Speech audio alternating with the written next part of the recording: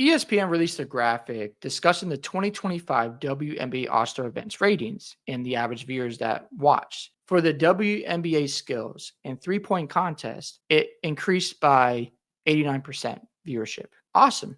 That's really good to see. Tells me that people were watching these events. Good stuff. And we'll see if it carries over to next year.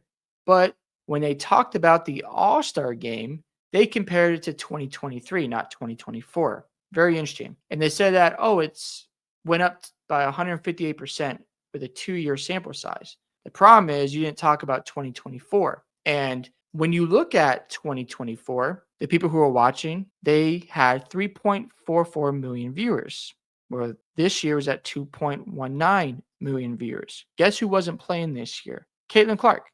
Again, it's another example of why the views for the WNBA is tied to Caitlin Clark. She's a box office hit. I know people are trying to cope here, saying, oh, 36% isn't that bad considering last year was an all-time high and they were playing versus the Olympic team. I expected it to be down more. Okay, still higher than the year before the hype. Well, it still went down regardless. You can talk about, oh, it's not as bad. It still dropped without Caitlin Clark in the lineup. Yeah, I don't know why people like to cope and try to come up with other reasons, but the reality is, Caitlin Clark, when she plays, more folks are watching. There are fans that do tune in just for Caitlin Clark.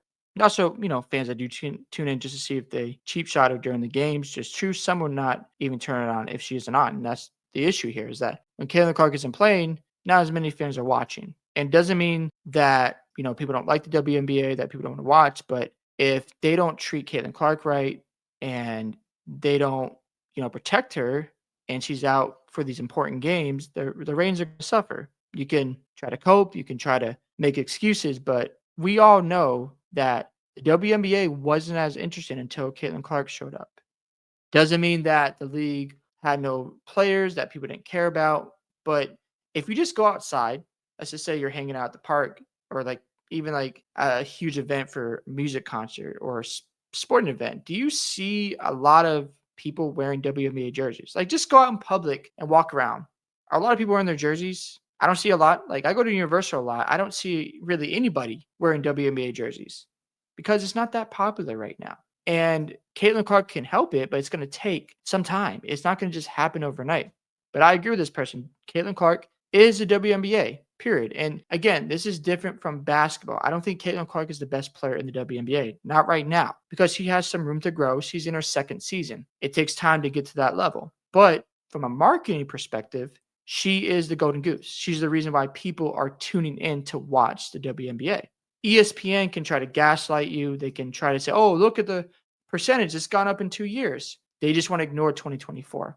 They do that on purpose. They don't want to tell you the whole truth. And that's why the mainstream media isn't being taken as serious. That's why people aren't watching as much, because the reality is they don't tell you all the facts. Why leave out 2024? What's the reason for that? Why not talk about, where the thing is ratings might be down because Caitlin Clark is not playing? You don't want to talk about it because it's the truth, right? And as you see here, last year, competitive game is played. This year, they purposely made it trash. I can understand maybe the reason around that, but most people aren't going to spend 2 hours watching trash basketball. Good point. But at the end of the day, Caitlin Clark also didn't play. That, you can also say that, but folks don't want to admit those things all the time. It's just another example of why I don't trust ESPN. I don't trust what the reporters say because they like to manipulate things, have narrative-driven takes. Not all of them do, but some of them do. But yeah, this person here, this narrative that players dislike Caitlin Clark is tired and old. Either you're going to support the league or not. Yeah, but people do dislike her, and they're jealous. Unfortunately, as one of the 2.19 million watching that game was a horrible experience. Yikes. You got to have the star players because that's what people tune into. The basketball sport is a individual sport. People watch for stars.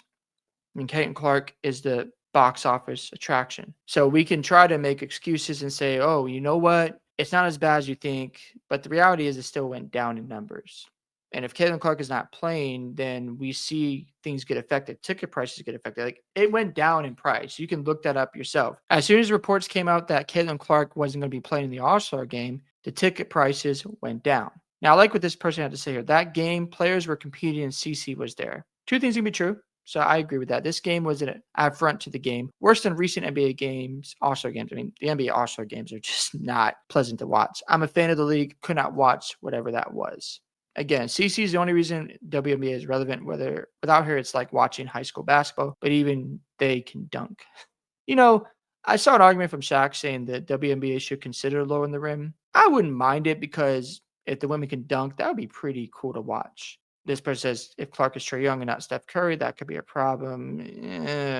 No, I don't agree. Caitlin Clark is a huge box office attraction, and without her, this league suffers. ESPN trying to gaslight you, saying, "Oh, look, the percentage is higher," and this is hilarious. There are 2.19 WNBA fans. Oh man, yeah, that's just funny to me. I am just wondering how things are going to carry over into the regular season because Caitlin Clark didn't play last night, and I haven't seen the reports yet of whether she's going to be playing anytime soon. But she needs to come back because if she's not healthy, I don't think the views are going to do well. And then we got football right around the corner. So once football starts, no one's going to watch. The WNBA is over for them. So they can try to hype it up. They can try to say this or that. Right now, this league has room to grow and get better. And we'll see if that all happens. And if they think it's going to happen without Caitlin Clark, they're in for a rude awakening. Hope you guys enjoyed this video today. I'd love to hear thoughts about the graph that ESPN put out about the All-Star game viewership. Don't forget to like and subscribe to the channel, and I'll catch you guys in the next one.